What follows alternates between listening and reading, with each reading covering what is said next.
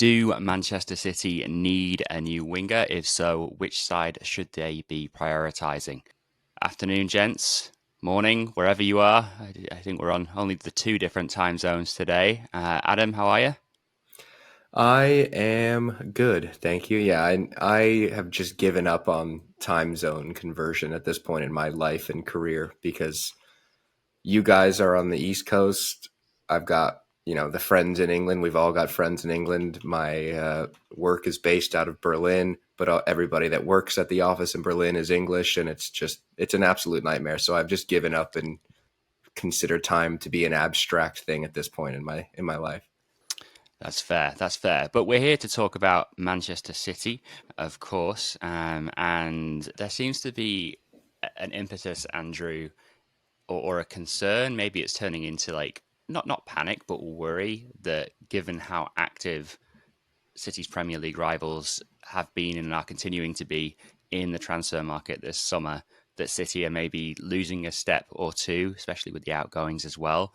Are you feeling in any way that, or are you your normal kind of chill self? I'm my normal chill self for a couple of reasons. The main one being that, sure, lots of other sides are really active in the transfer market, but the reason they're so active in the transfer market is because they are playing catch up. They are reacting to what City has done and kind of the overall place that the Premier League has been in for the past couple of years. And so people may think, oh man, City needs to step it up because all these other teams are, doing this. We're going to be surpassed. But they're forgetting the fact that, last season, if you looked at the underlying numbers, there was a huge gap between City and Arsenal.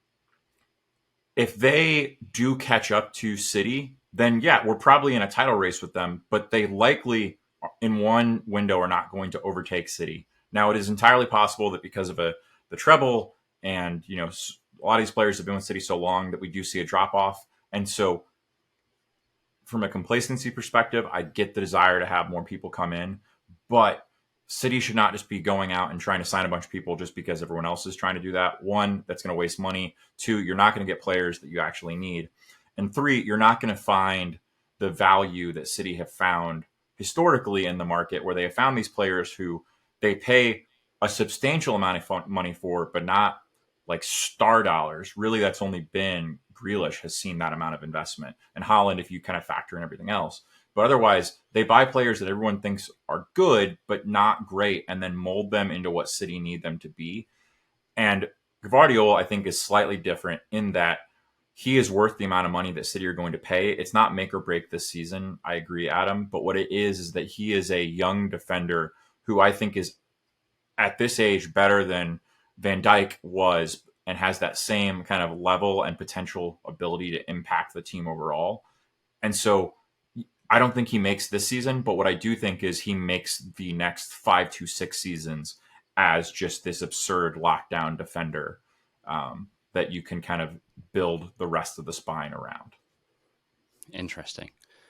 I'm kind of in between you guys. I do see the need for more kind of going forward from City, especially if we pick up a couple of injuries. I think we were fortunate last year in terms of the lack of injuries that we had, and that not exposing how shallow our squad depth actually is. I am also excited to see if James McAtee gets an actual chance and starts to see Premier League minutes for City. I'm all for that as well.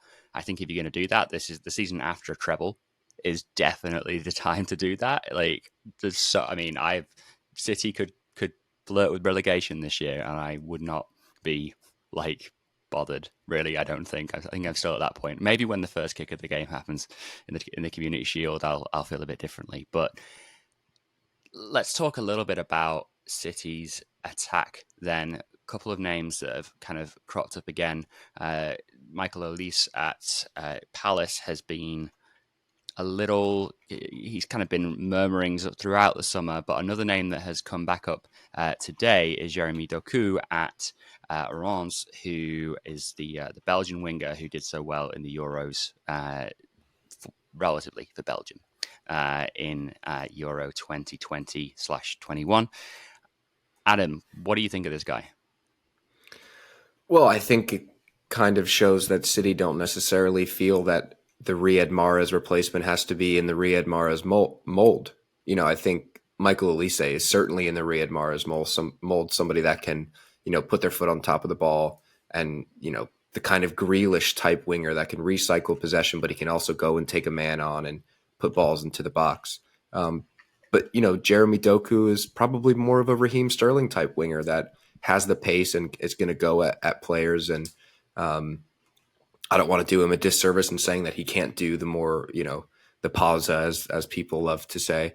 But it certainly shows that I think from City's point of view, I wouldn't say that they're necessarily just throwing anything at the wall and seeing what sticks, but this was a bit of a surprise to wake up to, in the sense that it feels like certainly on the wing there is an idea that Pep has, and he wants that player and that player only, whether that's Cole Palmer as the Riyad Mahrez replacement, Michael Olise.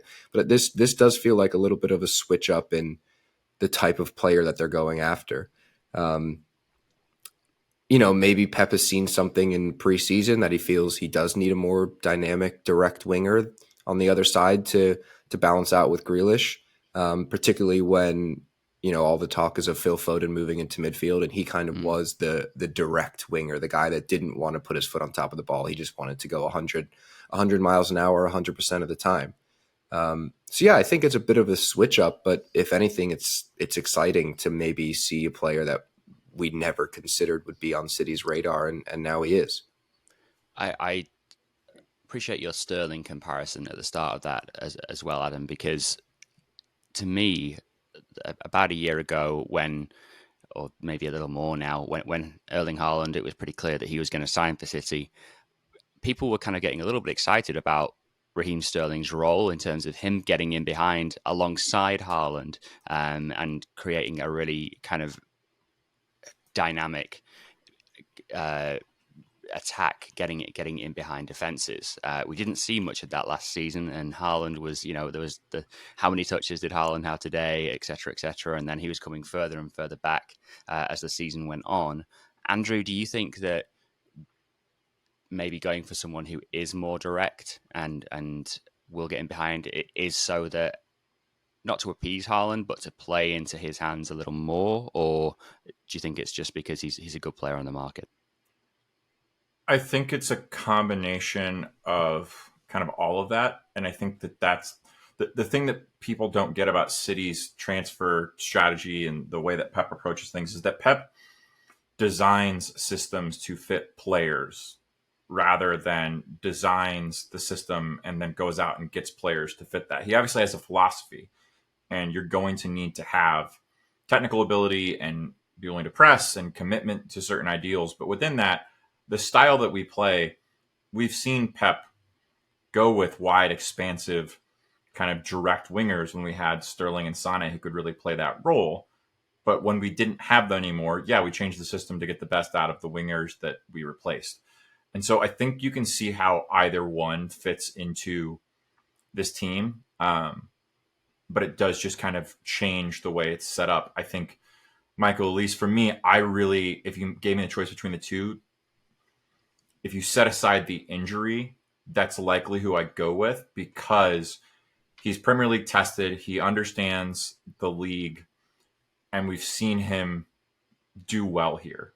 And there is a big jump. And with us losing Mahrez, I don't think that's totally critical in the sense of like, oh, we can't survive without him. But I do think that if you're going to replace him, having someone who's actually Premier League ready makes a lot more sense.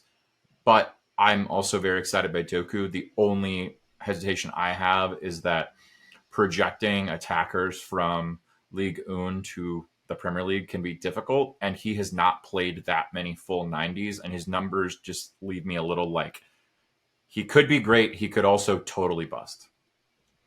It's also worth mentioning that we have never seen Pep play the same system from one year to the next. It is yet to happen. There's either been major shifts in the way that City play, or minor shifts in the way that City play from year on year.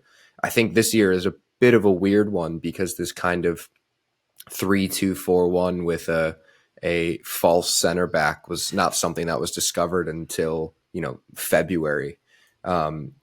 So maybe we are still in the year of the back three. But Pep's going to want to evolve. And, I think it's worth mentioning that we started to see a bit more traction in these different, in a variety of wingers as preseason comes along, and Pep has seen a bit of his team and seen, Rico Lewis play as a number 8 and seen James McAtee play out on the wing a little bit and Cole Palmer play out on the wing. So I think that has to be mentioned because everyone is constantly saying, oh, how does that fit into this system? How does that fit? How do they fit into this system? But Pep, he's constantly changing his stripes. So we kind of have no clue if really he wants to go back to that kind of more Raheem Sterling type winger, because as simple as it is, he doesn't ever stick with the same system year on year. Yeah, absolutely. And a question for another time then is, if someone like Doku comes in rather than the Elise kind of style, Mahrez style of winger, what does that mean for Julian Alvarez, for example? But that is a question for another time.